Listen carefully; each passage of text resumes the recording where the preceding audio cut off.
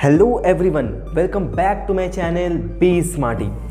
आज का ये जो वीडियो होने वाला है ना, वो उन सभी बच्चों के लिए बहुत ही ज़्यादा बेनिफिशियल होने वाला है जिन लोगों को सिंपल पास्ट टेंस से रिलेटेड ना बहुत सारी प्रॉब्लम्स आती है। दैट मीन्स जब आप आंसर लिखने जाते हो तब आप फंस जाते हो। जनरली फंसते तो नहीं हो, लेकिन गलत लिख कर आ जाते हो, आपके मार्क्स कट जाते हैं। तो इस वीडियो को आप एकदम लास्ट तक देखो और मैं इस वीडियो में आप लोगों को सिखाने वाला हूँ कि जितनी भी क्वेश्चन आंसर्स होती है ना, उसमें सिंपल कैसे हम लोग सिंपल पास्ट टेंस का यूज़ करते हैं। अब आपके माइंड में एक क्वेश्चन आ रहा हो कि सर सिंपल पास्ट टेंस से क्यों, सिंपल प्रेजेंट भी तो हो सकता है। तो my dear student, simple present की वीडियो मैं बाद में कवर करूंगा, पहले मैं सिंपल पास्ट की मैं कर लेता हूं। क्यों? क्योंकि सिंपल पास्ट से बहुत सारे क्वेश्चंस आपके बनते हैं एग्जाम में, इसीलिए। और इस वीडियो के लास्ट में मैंने एक छोटा सा इंटरेस्टिंग कहानी भी दिया हुआ है, तो उसको देखना बिल्कुल ना भूलें। तो without wasting more time, let's start the video. तो सबसे पहले माय डियर फ्रेंड्स, यहाँ पे मैंने लिखा हुआ है structure, most important sentence structures, यानी ये सेंटेंस स्ट्रक्चर्स बहुत इंपॉर्टेंट है और जो आप लोगों को जानना है। तो सबसे पहले स्ट्रक्चर हमारा आता है सब्जेक्ट के बाद वाज वर्ड लगा के नाउन या एडजेक्टिव। तो माय डियर स्टूडेंट्स, एक चीज़ आप ध्यान रखना कि कभी भी सिंपल पास्ट टेंस में ना वाज वर्ड लगाकर वर्ब का यूज़ मत करना, ठीक है? ये आप गलत करते हो। जैसे कि मैं गया था, आई वॉज गो, वो यहाँ आया था, ही वॉज कम, ऐसा मत लगाना।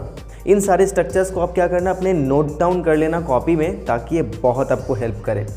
तो subject plus was verb plus noun plus adjective, जिसका मतलब होता है था, थे, थी। जैसे कि वह एक राजा था, ठीक है? मेरा भाई एक डॉक्टर था। तो सिंपली हम लोग क्या करेंगे, लिख देंगे he was a king. Very simple. चलिए नेक्स्ट स्ट्रक्चर देखते हैं। सब्जेक्ट के बाद हमारा V2 आएगा, ठीक है? और तब इसका मतलब हो जाएगा या ए आ ई, या फिर या ए आ ई प्लस था, थे, थी। यानी जब भी मैं कहूँगा कि मैं गया था, हम लोग खाए थे, मैं मिला था, वो आया था। तो इस तरीके का कोई भी अगर आपको हिंदी से सेंटेंस माइंड में क्रिएट हो रहा है, तो वहाँ पे आपको क्या लगाना है, subject plus V2, subject plus V2। तो हम लोग वहाँ गए, तो अब गए जो है वो हमारा सिंपल पास्ट टेंस है, यानी V2 लगाना है। तो गए मतलब गो का पास्ट। तो भाई गो का पास्ट क्या होता है, वेंट। कहाँ गए भाई, वहाँ गए, ठीक है? नेक्स्ट स्ट्रक्चर चलते हैं। Subject plus did not plus V1 plus other words. ये भी बहुत ज़्यादा इंपॉर्टेंट है, क्योंकि कई बार बच्चे लिख देते हैं I was not come, he was not go, ठीक है? तो ऐसे मत करना, गलत हो जाएगा। वाज वर्ड का यूज़ हम लोग नॉट के साथ इस तरह के सेंटेंस में तो नहीं करते हैं। तो जैसे कि मैंने उसे नहीं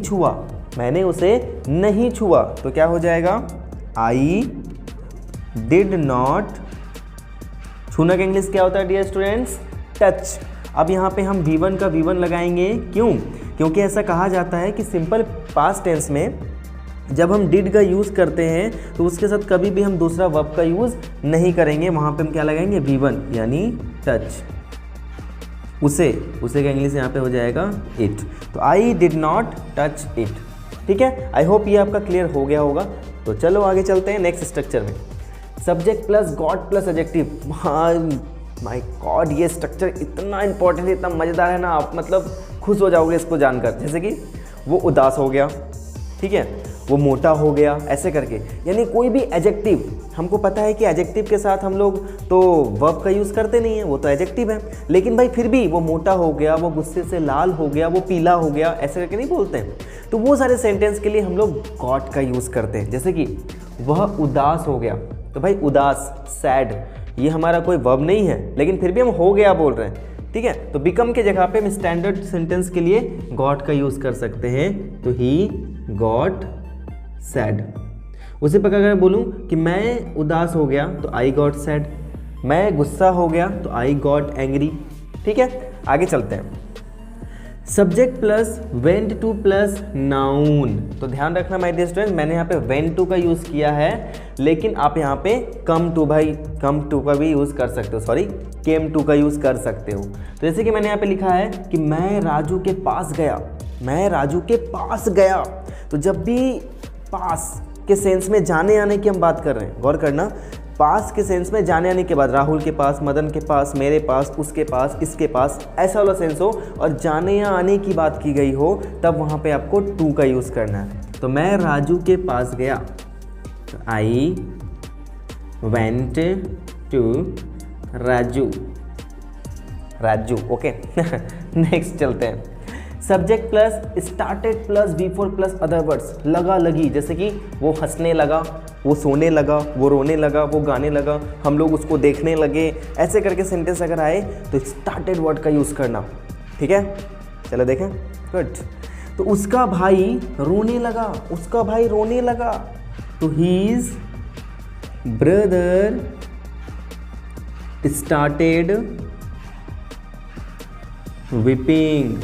और एक चीज़ ध्यान रखना डियर स्टूडेंट्स कि हमेशा स्टार्ट के बाद आपको V4 लगाना है। कई कई जगह पे 2+V1 भी लगता है, लेकिन ज़्यादातर जगह पे हम लोग स्टार्टेड के बाद V4 का ही यूज़ करते हैं। तो ये सारे स्ट्रक्चर्स आपके लिए बहुत ही ज़्यादा इंपॉर्टेंट थे और वीडियो अभी ख़त्म नहीं होती है, तो हम लोग चलते हैं इससे आगे।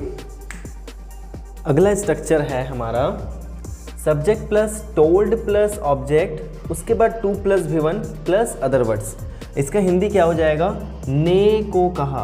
ने को कहा मतलब खाने को कहा, जाने को कहा, देखने को कहा, रुकने को कहा, सोने को कहा। ठीक है, इस तरीके का कोई भी अगर आपको सेंटेंस मिल जाए तो आप क्या करोगे? इस तरीके का स्ट्रक्चर लगाओगे। एंड माय डियर स्टूडेंट्स, इस स्ट्रक्चर से पहले मैं आपको एक छोटी सी वार्निंग देना चाहता हूँ, और वो ये है कि अगर आपको नरेशन का प्रॉपर नॉलेज नहीं है ना, आई रिपीट, अगर आपके पास नरेशन का प्रॉपर नॉलेज नहीं है ना, तो प्लीज़ आप अपने आंसर में ना बातचीत को अवॉइड करना। आप ऐसे सेंटेंस को चूज़ करना जिसमें बातचीत कम हो, जैसे कि उसने कहा वहाँ जाओ। ठीक है, तो उसी को मैंने लिख दिया, उसने वहाँ जाने को कहा। तो जब भी अगर इस तरीके का सेंटेंस आपको दिख जाए ना, तो आप इसको ऐसे ही लिखना। ठीक है, तो उसने मुझे वहाँ रुकने को कहा, तो क्या हो जाएगा? ही। अब यहाँ पे हम लगाएंगे टोल्ड। किसको कहा भाई? मी। तो एक चीज़ याद रखना कि टोल्ड के बाद कभी भी हम टू का यूज़ नहीं करते, सीधा टोल्ड के बाद हम क्या लगाएंगे? ऑब्जेक्ट लगाएंगे। He told me to stay there. Okay, I hope ये क्लियर हो गया होगा। कोई प्रॉब्लम होगा तो आप नीचे कमेंट करना, मैं कोशिश करूँगा कि उसको नेक्स्ट वीडियो में कवर करूँ और आपके सारे डाउट्स को क्लियर कर दूँ। ठीक है, next subject plus use two plus V1 plus other words. तो इसमें क्या होता है ना फ्रेंड्स, इसमें हम किसी पास्ट के हैबिट के बारे में बात करते हैं। जब भी किसी के कोई पास्ट का हैबिट होता है, जैसे कि मैं रहा करता था, मैं सोया करता था, हम लोग पढ़ा करते थे, हम लोग कूदा करते थे, ऐसे करके अगर कोई भी सेंटेंस आएगा तो वहाँ पे हम यूज टू लगाएंगे। ठीक है, V2 बहुत कम लगाते हैं, यूज टू हम लोग ज़्यादा लगाते हैं। तो हम लोग 10 साल पहले वहाँ रहा करते थे। कैसे इसको माइंड में रखेंगे? करते थे, करती थी, ऐसे करके। तो we used to live there. ठीक है, और याद रखना जो ये टाइम है ना फ्रेंड्स, ये टाइम को ना हम हमेशा लास्ट में लिखते हैं। ठीक है, एक चीज़ आप जान लो, MPT 1 2 3 ये हो गया adverb manner, adverb place and adverb time. तो जनरली ये आपके सेंटेंस से मिसिंग रहता है, अधिकतर टाइम तो नहीं मिलता, लेकिन ये दोनों आपको अधिकतर टाइम मिल जाएंगे। यानी पहले आपको लगाना है प्लेस, उसके बाद लगाना है टाइम। टाइम जो होता है वो हमेशा सेंटेंस के लास्ट में आता है। ठीक है, तो यहाँ पे मिसिल लिखेंगे कितने साल पहले भाई? 10 साल पहले, तो 10 years ago। ठीक है, आगे चलते हैं। Subject plus kept on plus V4 plus other words. ठीक है, तो यहाँ पे हम लोग देखने जा रहे हैं, जैसे कि अगर कोई हमारा सेंटेंस हो, वो खाते रहा, वो मुझे देखते रहा, हम लोग पढ़ते रहे, है ना, नेताजी भाषण देते रहे, ऐसे करके। तो यहाँ लिखा है वह खाते रहा, तो क्या लिख देंगे? He kept on eating. याद रखना है फ्रेंड्स कि केप्ट ऑन के बाद हम V4 का यूज़ करते हैं, V1 V2 कुछ नहीं। ठीक है, तो हम लोग चलते हैं। नेक्स्ट हमारा स्ट्रक्चर है एज सून एज से स्टार्ट कर रहे हैं। तो याद रखना एज सून एज का मतलब ही होता है जैसे ही। ठीक है, तो as soon as plus subject, उसके बाद हम लगाएंगे V2, उसके बाद फिर से हम दूसरा सब्जेक्ट स्टार्ट करेंगे, दैट मीन दूसरा क्लॉज स्टार्ट करेंगे, subject plus V2 plus other words. तो इसका जैसे सेंटेंस क्या लिखा हुआ है मैंने, जैसे ही मैं घर पहुंचा वैसे ही बारिश होने लगी। तो मैंने वैसे ही नहीं लिखा, आप चाहो तो लिख सकते हो, जैसे ही मैं घर पहुंचा वैसे ही बारिश होने लगी। तो क्या लिखेंगे, एज सुन एज आई। अब उसके बाद V2 लगाओ, पहुंचने का इंग्लिश रीच होता है, तो इसका हो जाएगा रिच्ड। ठीक है, as soon as I reached home, comma लगाएंगे, यहाँ पे ध्यान रखना आपको कॉमा लगाना इंग्लिश में। बारिश होने लगी, तो माय डियर फ्रेंड्स बहुत सारे बच्चे ना क्या करते हैं, बारिश होने को लिख देते हैं, इट इज़ क्या बोलते हैं, रेनिंग इज़ हैपनिंग ऐसे करके। ठीक है, तो बारिश होने का इंग्लिश होता है इट रेन्स। ठीक है, तो बारिश हो रही है, इट इज़ रेनिंग। बारिश हो रही थी, इट वॉज रेनिंग। तो क्या होगा, इट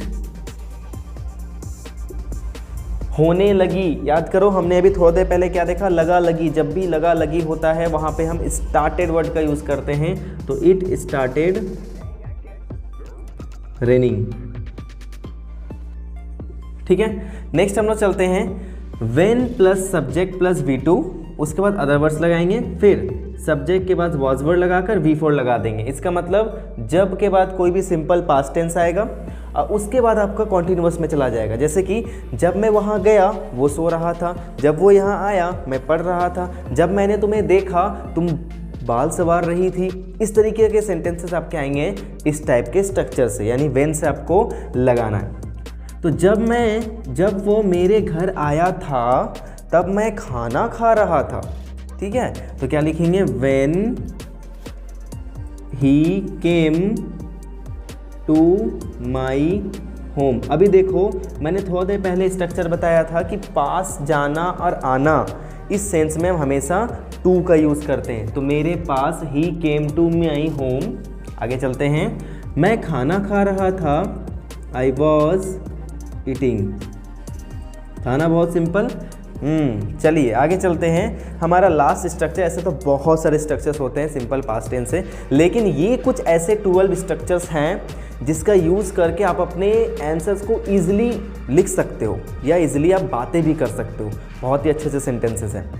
तो उसके बाद मैंने जस्ट थोड़ा सा चेंज कर लिया। डैट मीन्स कि शुरू में आपका कुछ और लगा रहेगा और लास्ट में जब के बाद रहा रही लगा होगा। जैसे कि वह वहाँ गया जब वे लोग उसे मार रहे थे। वो वहाँ गया, पास्ट में घुस गया, जब वे लोग उसे मार रहे थे, तो क्या हो जाएगा, ही वेंट देयर। वेन, आप यहाँ पे वेन भी लगा सकते हो और वाइल भी लगा सकते हो। ठीक है, वेन दे वर, मार रहे थे, मारना का इंग्लिश होता है किल, दे वर किलिंग हिम। ठीक है, तो ये कुछ कॉमन से स्ट्रक्चर्स थे। ऐसे बहुत सारे स्ट्रक्चर्स हैं। अगर मैं इस वीडियो का पार्ट 2 बनाऊंगा तो बाकी जो भी स्ट्रक्चर्स मेरे यहाँ पे इस वीडियो में छूट गए ना, वो मैं अगली वीडियो में कवर करूँगा, क्योंकि ये वीडियो ना बहुत ज़्यादा लंबी हो जाएगी। तो चलो फटाफट हम लोग एक ट्रांसलेशन देख लेते हैं कि वो ट्रांसलेशन कैसा है। मैं वो ट्रांसलेशन जो है वो आपको होमवर्क के रूप में दे रहा हूँ और इसका जो एक्सप्लेनेशन है ना वो मैं नेक्स्ट वीडियो में दूंगा। और बहुत ही मज़ेदार ट्रांसलेशन है, आप प्लीज़ उसको ट्राई करना और अपने कमेंट बॉक्स में ज़रूर देना। मैं सारे कमेंट्स पढ़ूंगा और आपको बताऊँगा। ठीक है, तो चलिए हम लोग उस ट्रांसलेशन वाले स्लाइड्स पे चलते हैं।